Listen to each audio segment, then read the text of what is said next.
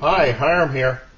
To kind of wrap up this stuff that I've been doing the last couple of days with the BatchStovez 22-ounce Ultralight Cook Pot, I'm going to do two more tests today that were talked about and requested. Sam over at BatchStovez told me that what he uses is 40 thousandths thick aluminum, and the bottom should be about 40 thousandths, but as he spins it up the side to make the container, it might get a little bit thinner here. I'll leave a link down below. He's got some really interesting videos on how he makes this stuff. Also, ColoradoCamper suggested maybe the 3 16-penny nails in the Trangia might work for the narrow pot. If they do, be sure that it's stable enough to be safe, since the pot has a high center of gravity. What ColoradoCamper's talking about is this real simple pot stand for the Trangia, where you just use 3 16-penny nails in there, or you could use heavy-duty wire that was about the same size. And so it forms a tripod type of a thing. But when you go to put the 22-ounce BatchStovez pot on there, it doesn't fit on the top of the nails. I don't know if you can see it here. See how it's down on the side. So it makes it very loose and not real stable. So now on something a little bit wider, say like the 10 centimeter pot that BatchStovez makes, that fits on there nice because it's wide enough to fit there. But as far as the 22 fluid ounce on something like this, I'd say no, don't do it. jdraney or jdraney, I'm not sure what it is, wondered, I'd be curious to see if the same stove without the cross stand, just sitting directly on the stove, would work.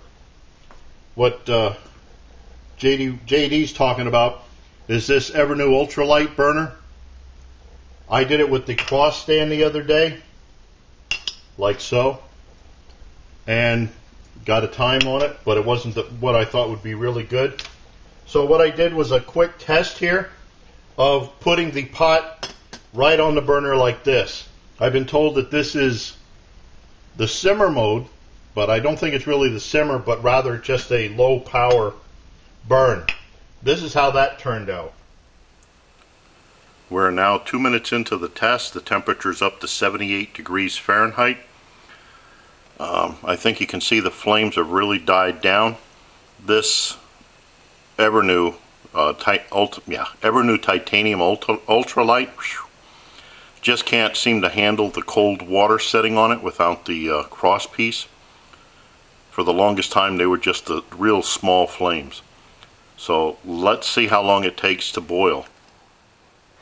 Real quick here before the flames go out, I'm up to 7 minutes 45 seconds. The temperature's up to 165 degrees.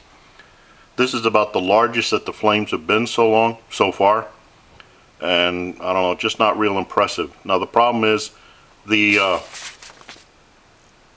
diameter of these jets is 2.4 inches, and the diameter of this pot is 3.18, so that doesn't leave it much room for the flames to grab onto the pot. I think you can see on the other side how the flames are going up the side. So don't know if this is a good connection with it. We're at 8 minutes 22 seconds. The temperature is only up to 172. This was 3/4 of a fluid ounce, so I'm waiting for it to go out any minute now. There we have 210, 211, come on, 212 in 11 minutes 10 seconds.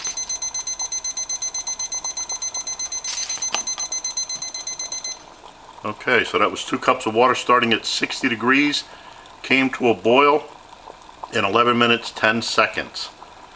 And this will run out, not important on this one, but I'll take a note of it. So, okay, so that was the Evernew Ultralight Titanium Alcohol Stove without the cross piece, just sitting right on like so. 3/4 of a fluid ounce, what's that, 25 milliliters of methanol.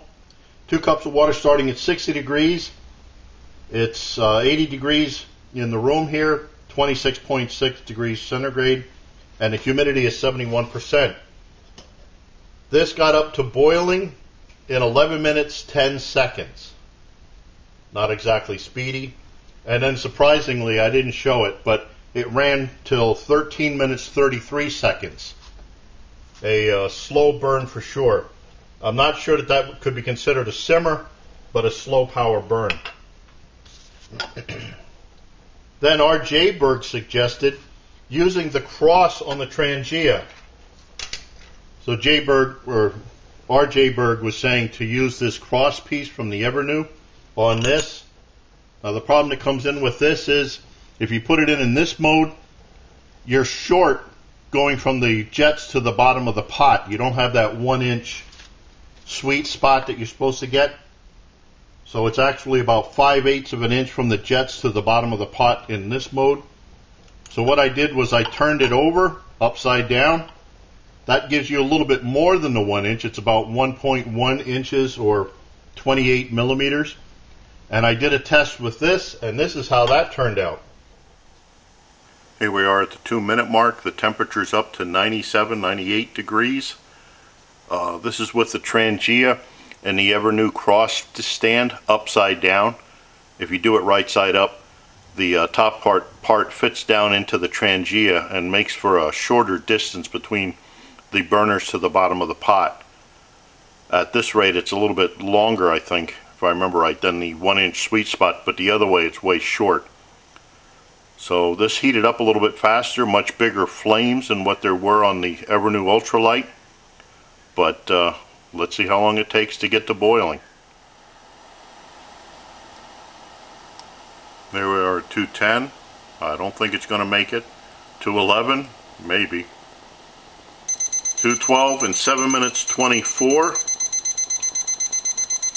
Okay, so I'll tell you about this later, but I want to put this out before it runs out because it seems to be a little hard on the Trangia. So with this configuration, the Evernew pot stand, the cross piece pot stand on top of the Trangia, 3/4 of a fluid ounce of methanol in here, brought the water to a boil in 7 minutes 24 seconds. So, but I didn't let it run out because it's getting it's a little hard on the Trangias when you let these things burn out. So I stopped it and shut it off, blew it out rather, before it ran out. Just for references,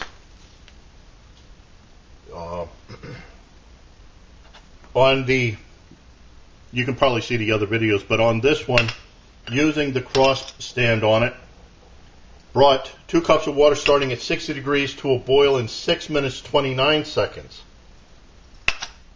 as opposed to, 11 minutes 10, like that.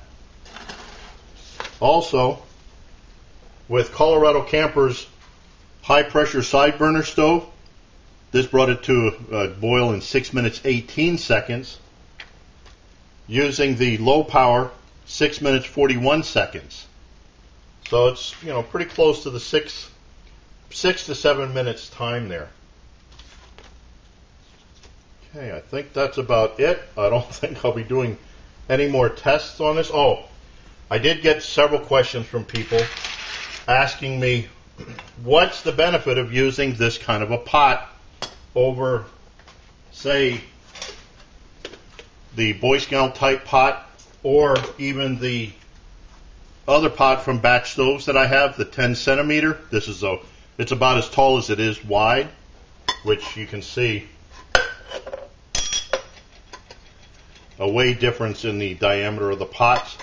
But then this one is higher, which gives you that higher center of gravity bit that ColoradoCamper was talking about. What's the benefit of this over that? Why would people choose this? This is a replacement it's made as a replacement for the people that use beer pots for their pot stands. In this case, a lot of people use the Heineken pot. They really like it, but you can't get these anymore. Then you've got people that let it burn dry and the plastic coat on the inside kind of goes, bad. So as a replacement for this, people are buying this. Now, one of the nice things is if you already have the gear that went with the beer pot stands, like this cozy, fits in there great. This is something good for in the winter when you're trying to heat up food. Also, this will fit into a quart container, just like so. So you can put all your cooking gear and stuff in something like this. Obviously, the Boy Scout wouldn't fit in there, and I don't think the 10 centimeter wouldn't fit in there either. So this is pretty much a replacement for people that already have the Heineken type pot or the Foster's. Now, I'm not bad-mouthing this. I'm just saying, for myself, I prefer a short, wide type of a pot rather than a tall, skinny. This fits on more burners than that does. But again, I'm not knocking this. It's just a replacement.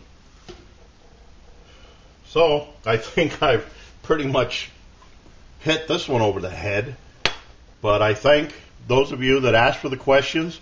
I hope I answered them. I thank you for watching. I look forward to your input, questions, remarks, helpful suggestions. And as always, watch for my buddy Max. Bye now.